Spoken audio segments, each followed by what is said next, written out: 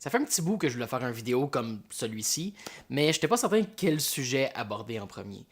Puis une des raisons pourquoi je veux faire ce type de vidéo-là, c'est que c'est pas évident d'avoir une discussion sur la réalité virtuelle présentement parce que les gens ont différentes attentes par rapport au VR, puis évidemment c'est encore plus flagrant quand on parle à ceux qui l'ont jamais essayé encore. Euh, Puis le sujet s'est imposé par lui-même quand, en parlant des jeux de 2018, mon jeu préféré de l'année a été Astrobot Rescue Mission. Mais en même temps, c'était pas mon jeu VR préféré de 2018. Oui et non. Bref, on en discute.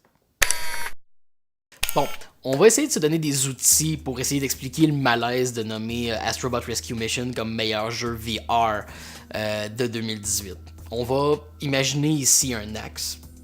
De ce côté-là, on a Super Mario Bros. Au NES. On a le gaming traditionnel, c'est-à-dire on est devant un écran avec des boutons. Ces boutons-là déclenchent différentes actions dans le jeu et ont des conséquences à l'écran.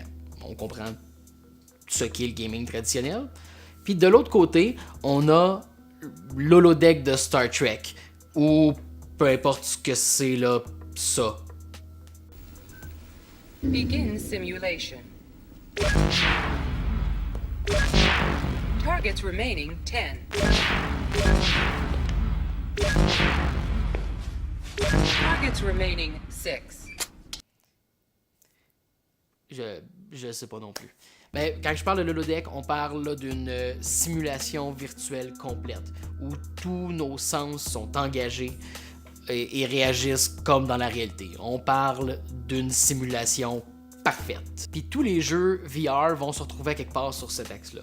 Si on pense aux jeux cockpit, comme Wipeout Omega Collection ou le mode VR de Ace Combat 7, donc c'est des jeux qu'on joue de la même façon en VR ou non, avec une manette, avec tous les boutons traditionnellement utilisés sur une manette, mais que la réalité virtuelle va nous permettre de regarder partout autour de nous et d'être dans l'environnement. Bon, mais ce jeu-là est forcément plus du côté Mario de l'axe. Tandis que les jeux room scale, qui demandent une pièce d'environ 2 ou 3 mètres carrés pour pouvoir être joués, comme Unseen Diplomacy ou souvent les jeux de salle d'évasion qu'on trouve beaucoup sur PC, ben vont se retrouver plus sur le côté holodeck évidemment de la question.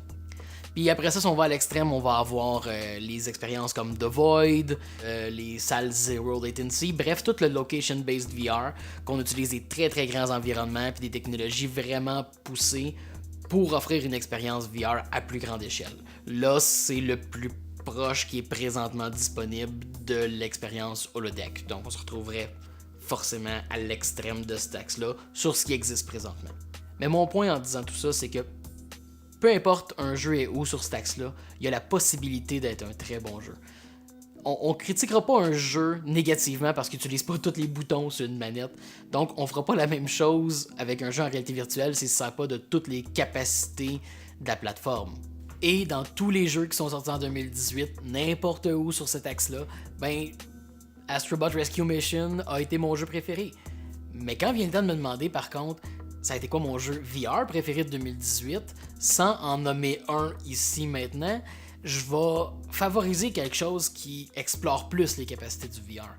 Parce que la réalité virtuelle, c'est encore une plateforme qui est jeune, donc c'est important d'expérimenter, puis c'est ces expériences-là qu'on veut relever comme étant importantes au cours d'une année, ceux qui poussent l'enveloppe, ceux qui font des choses nouvelles, même si c'est pas ultimement le meilleur jeu d'un point de vue strictement objectif.